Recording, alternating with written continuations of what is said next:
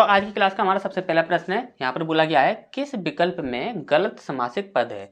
हमें यहाँ पर गलत समासिक पद की पहचान करनी है। ठीक, तो सबसे पहला है आपका पुष्पधन्वी, दूसरा है आपका दिवारात्रि, तीसरा है आपका त्रिलोक और चौथा है आपका मंत्री परिषद। ठीक, तो मंत्री परिषद में आपको अच्छे से पता है कि यहाँ पर क्या हो जाएगा, आपका तत्पुरुष समास हो जाएगा। तो यहाँ पर आपका ऑप्शन जो होगा वो कैंसिल हो जाएगा। इसके बाद है आपका त्रिलोक, त्रिलोक यानी कि तीन लोकों की बात की जा रही है, तो यहाँ पर क्या हो जाएगा, आपका द्वंद्व समास हो जाएगा। ठीक, सॉरी द्विगु समास हो जाएगा, तो ये भी आपका यहाँ पर कैंसिल हो जाएगा।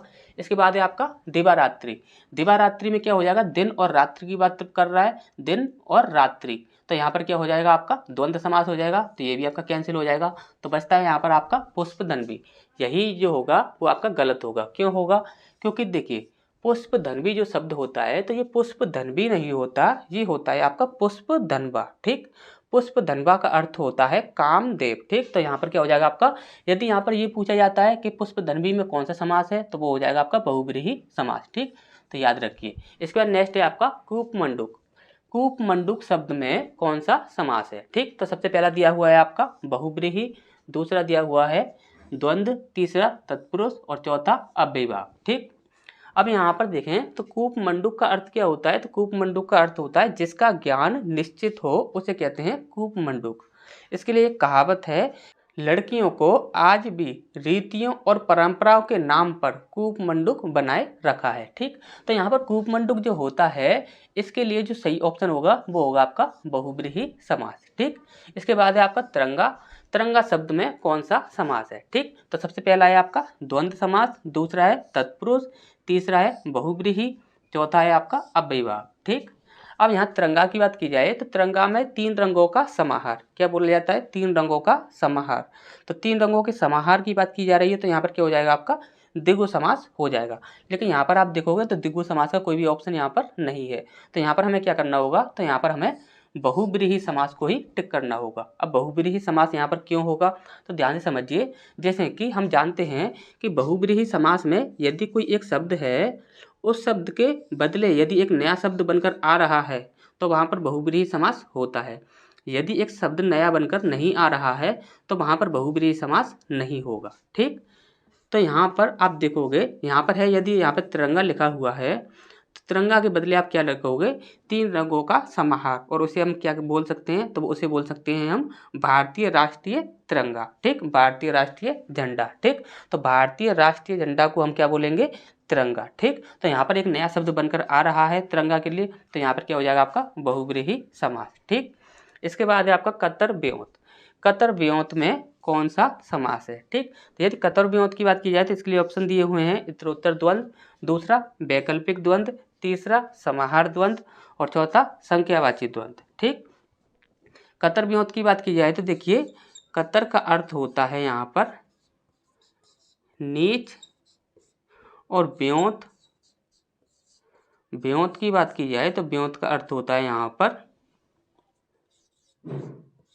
ऊंच। ठीक, नीच ऊंच, जैसे कि नीच ऊंच यानी कि ये नीचा हो गया और ये ऊंचा हो गया। ठीक, ये नीचा है ये ऊंचा है। ठीक, तो यहाँ पर नीच ऊंच, और यदि दोनों को देखा जाए तो ये दोनों क्या हैं, एक दूसरे के विपरीत हैं। तो यहाँ पर हम कैसे कैसे इसका विग्रह करेंगे, तो विग्रह करने के लिए हम करेंगे नीच या ऊंच। तो या का प्रयोग जब कभी भी किया जाता है तो वहाँ पर क्या होता है, आपका वैकल्पिक द्वंद्व। ठीक, तो नेक्स्ट क्वेश्चन की ओर बढ़ते हैं।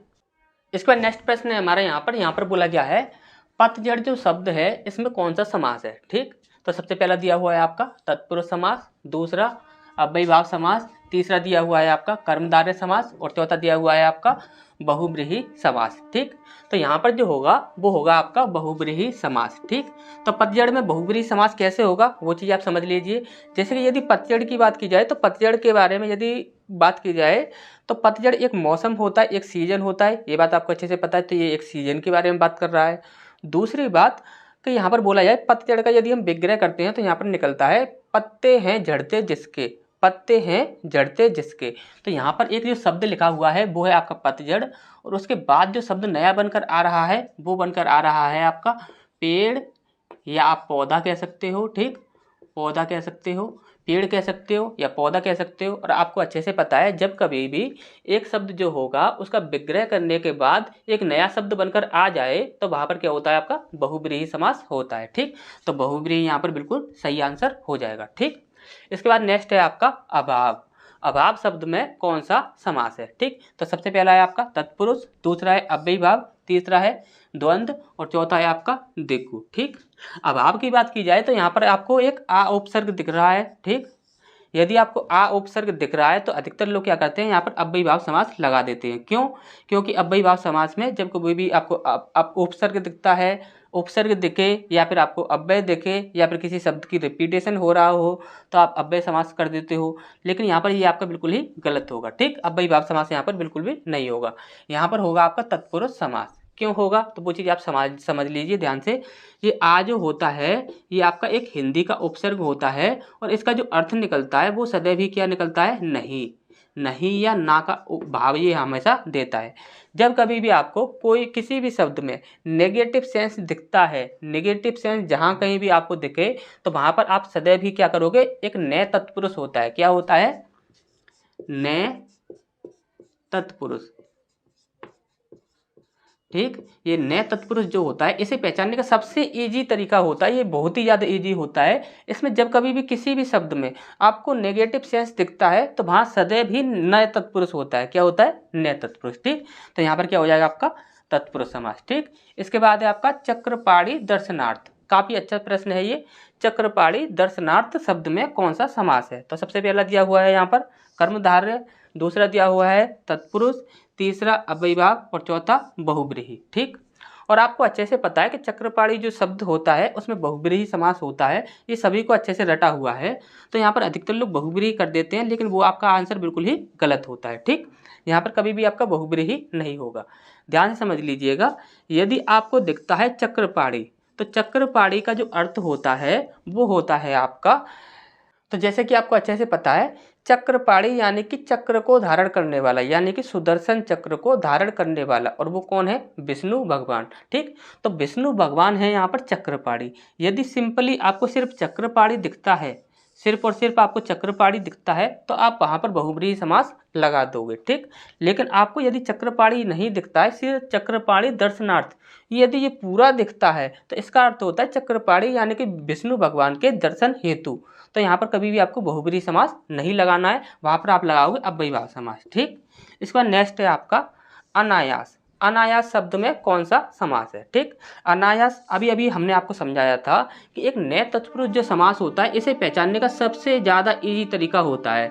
नए तत्पुरुष जो होता है वो सबसे ज़्यादा इजी होता है, समास के अंदर सबसे ज़्यादा इजी है नए तत्पुरुष। क्यों? क्योंकि इसके अंदर जब कभी भी आपको कोई भी शब्द दिखे जहाँ पर आपको नेगेटिव सेंस दिख रहा है किसी भी शब्द में तो वहाँ पर सदैव नए तत्पुरुष होगा। अब यहाँ पर देख रहे हो अनायास, अनायास का अर्थ होता है अन प्लस आयास। क्या होता है? अन प्लस आयास, अन प्लस आयास। और अन का अर्थ क्या होता है? नहीं, नहीं या ना। ये सदैव ही क्या करता है? नेगेटिव सेंस देता है। तो जब कभी भी आपको नेगेटिव सेंस देगा तो वहाँ पर क्या करोगे आप? नए तत्पुरुष समास। ठीक, तो नेक्स्ट क्वेश्चन की ओर बढ़ते हैं। तो इसका नेक्स्ट प्रश्न है हमारा यहाँ पर बोला गया है कोशकार। कोशकार शब्द में कौन सा समास है? ठीक, तो यहाँ पर सबसे पहला है आपका तत्पुरुष, दूसरा है यहाँ पर आपका अव्ययीभाव, तीसरा है यहाँ पर आपका कर्मधारय और चौथा दिक्कु। ठीक, तो कोशकार जो शब्द है इसमें आपका तत्पुरुष समास होगा। ठीक, तो कैसे होगा? तो कोशकार का अर्थ होता है यानी कि शब्दकोश बनाने वाला, शब्दकोश बनाने वाला जो होता है उसे कहते हैं हम कोशकार। ठीक, और यदि यहाँ पर आपसे पूछा जाए कि कोशकार में कौन सा तत्पुरुष है तो आप बताओगे लुप्त पद तत्पुरुष समास। ठीक, कौन सा बताओगे? लुप्त पद तत्पुरुष समास। इसके बाद नेक्स्ट है आपका कौन सा समस्त पद मध्यम पद लोपी, मध्यम पद लोपी तत्पुरुष का नहीं है। ठीक, देखिए लुप्त तत्पुरुष समास जो है वो हमने आपको इन डिटेल में पहले ही पढ़ा रखा है, जो कि आपका थ्योरी वाली क्लास में है, आप वहां से देख सकते हैं। ठीक, तो मध्यम पद लोपी तत्पुरुष समास का उदाहरण है। ठीक, जहाँ पर मध्यम पद जो होंगे वो आपके लुप्त हो जाते हैं। ठीक, जो नहीं है यहाँ पर नहीं पूछा गया है। ठीक, तो सबसे पहला है आपका घृतानन, दूसरा है आपका पवन चक्की, तीसरा है आपका मधुप और चौथा है आपका वनमानुष। ठीक, जैसे कि मध्यम पद लोपी, जैसे कि पवन चक्की, तो पवन से चलने वाली चक्की, तो पवन से चलने वाली, से चलने वाली, ये जो आपके 3 शब्द हैं ये आपके यहाँ पर लुप्त हो जाएंगे, यानी कि लोप हो जाएंगे, और यहाँ पर क्या बन जाएगा, पवन चक्की। ठीक, इस प्रकार से होता है, आप इन डिटेल में पहले देख लीजिएगा। तो यहाँ पर जो सही आंसर होगा वो होगा आपका मधुप। ठीक, तो मधुप क्यों होगा, क्योंकि मधुप का अर्थ होता है मधुमक्खी, सीधा ही डायरेक्ट इसका आंसर होता है मधुमक्खी। ठीक, तो यहाँ पर क्या होगा, मध्यम पदलोपी नहीं होगा। ठीक, इसके बाद नेक्स्ट है आपका दत्तचित्त। दत्तचित्त शब्द में कौन सा समास है, तो सबसे पहला है आपका कर्मधारय, दूसरा है आपका तत्पुरुष, तीसरा है आपका द्वंद्व, और चौथा है आपका बहुब्रीहि। ठीक, यदि दत्तचित्त की बात की जाए तो इसका विग्रह करने पर मिलता है हमारा दत्तचित्त, यानी कि चित्त को किसी काम में लगाना, अपना जो चित्त है उसे किसी काम में लगाना, उसे हम कहते हैं दत्तचित्त। लेकिन यहाँ पर जो सही आंसर होगा आपका वो क्या होगा, आपका बहुब्रीहि। क्यों होगा, देखिए यहाँ पर लिखा हुआ है आपका दत्तचित्त, और दत्तचित्त का अर्थ जो हम निकालते हैं वो क्या निकालते हैं, चित्त को किसी काम में लगाना, और उसे हम क्या कहते हैं, तो उसे हम कहते हैं तल्लीन। क्या कहते हैं, तल्लीन। ठीक, अब यहाँ पर आप देख रहे हो एक ये शब्द है, और इस शब्द के बदले में एक ये नया शब्द बनकर यहाँ पर हमारा आ रहा है। जब कभी एक शब्द के बदले नया शब्द बनकर यहाँ पर हमारा आ जाता है तो वहाँ पर क्या हो जाता है, हमारा बहुब्रीहि समास। ठीक, अच्छा समझ आ गया होगा। इसके बाद नेक्स्ट है आपका परमेश्वर। परमेश्वर शब्द में कौन सा समास है, परमेश्वर यानी भगवान की बात कर रहा होता है, तो अधिकतर लोग क्या करते हैं, वहाँ पर बहुब्रीहि समास कर देते हैं, लेकिन यहाँ पर बहुब्रीहि समास आपको नहीं करना है। तो देखिए यहाँ पर आपको करना क्या है, तो यहाँ पर आपको सदैव भी कर्मधारय समास करना है। ठीक, क्यों करना है, क्योंकि देखिए परमेश्वर का अर्थ होता है परम है जो ईश्वर, परम है जो ईश्वर, उसे बोलेंगे हम परमेश्वर। ठीक, अब यहाँ पर किसी भी ईश्वर को हम ये नहीं कह सकते कि ये ईश्वर बड़ा है या ये ईश्वर छोटा है, किसी को भी हम पदवी के अनुसार यहाँ पर नहीं बता सकते, इसलिए यहाँ पर हम कर्मधारय समास करते हैं, बहुब्रीहि समास नहीं करते। ठीक, इसके बाद नेक्स्ट है आपका गौरी शंकर।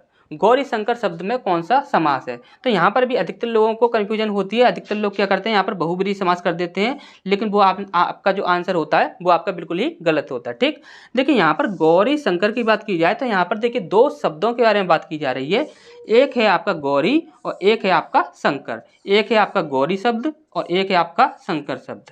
गौरी जो शब्द है ये अपनी प्रधानता अपने आप में रखता है, और शंकर जो शब्द है ये अपनी प्रधानता अपने आप में रखता है, तो यानी कि यहाँ पर ये दोनों ही शब्द प्रधान हो रहे हैं। जब दोनों ही शब्द प्रधान होते हैं तो वहाँ पर क्या हो जाता है, आपका द्वंद्व समास हो जाता है। लेकिन यहाँ पर यदि आपसे ये पूछा जाएगा द्वंद्व समास में भी ये कौन सा समास होगा, तो आपको हमेशा ही देखना है, देखिए ये गौरी और शंकर, यहाँ पर जब इसका विग्रह करेंगे तो यहाँ पर बनता है आपका गौरी और शंकर, तो यहाँ पर हो जाएगा आपका इतरोत्तर द्वंद्व। ठीक,